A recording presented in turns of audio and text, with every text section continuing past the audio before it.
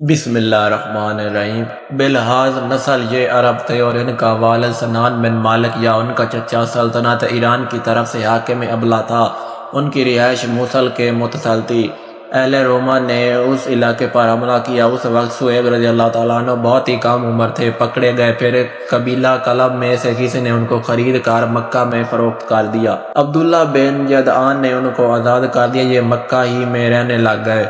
ان کا چہرہ بہت سرخ رنگ کا تھا، رومی زبان خوب جانتے تھے۔ یہ اور عمار بن یاسر رضی اللہ تعالیٰ عنہ ایک ہی دن داخل اسلام ہوئے تھے۔ عمران بن ابان جو حضرت عثمان بن عفان رضی اللہ تعالیٰ عنہ کے آزاد کردہ غلام ہیں، صہیب رضی اللہ تعالیٰ عنہ کے چچیرے بھائی لگتے تھے۔ انہوں نے نبی صلی اللہ علیہ وسلم کے بعد ہجرت کی۔ قریش نے کہا کہ تم خود بھی چلے اور اپنا مال بھی جو یہاں بیٹھ کر کمایا ہے لے چلو۔ صہیب رضی اللہ تعالیٰ عنہ نے اپنا مال قریش کے حوالے کر دیا۔ کہتے ہیں کہ آیات کا نزول انہی کے واقعہ پر ہوا ہے۔ صہیب رضی اللہ تعالیٰ عنہ کی نشست و برخاست قبل از نبوت بھی نبی صلی اللہ علیہ وسلم کے ساتھ رہتی تھی۔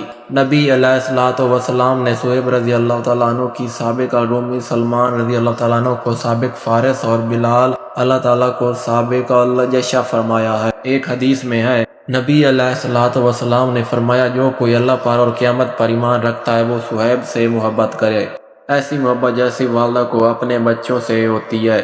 سفر ہجرت میں یہ اور علی مرتضیٰ رضی اللہ تعالیٰ عنہ دونوں ہم سفر تھے۔ ان کے مزاج میں ظرافت تھی۔ ایک روز نبی صلی اللہ علیہ وسلم کھجور کھا رہے تھے، صہیب بھی شامل ہو گئے۔ حضور صلی اللہ علیہ وسلم نے فرمایا، تیری آنکھ دکھتی ہے پھر بھی کھجور کھاتا ہے؟ انہوں نے عرض کی کہ میں تو دوسری طرف کے جبڑے سے کھا رہا ہوں جس طرف کی آنکھ نہیں دکھتی۔ نبی علیہ الصلوۃ والسلام کھل کھلا کر ہنس پڑے۔ حضرت فاروق اعظم رضی اللہ تعالیٰ عنہ نے زخمی ہو جانے کے بعد حضرت صہیب رضی اللہ تعالیٰ عنہ کو امام نماز مقرر کیا تھا اور فرمایا تھا کہ جب تک کسی خلیفہ کا تقرر نہ ہو صہیب رضی اللہ تعالیٰ عنہ نماز پڑھایا کریں گے۔ ان کا انتقال شوال 39 ہجری میں بعمر 73 سال مدینہ منورہ میں ہوا۔ اگر ویڈیو اچھی لگی ہو تو ویڈیو کو لائک کر دیں، چینل کو سبسکرائب کر دیں اور اس طرح کی اور اسلامک ویڈیوز اور واقعات سننے کے لیے ہمارے چینل کو لائک کریں اور سبسکرائب کر دیں۔ ملتے ہیں نیکسٹ ویڈیو میں، تب تک کے لیے اللہ حافظ۔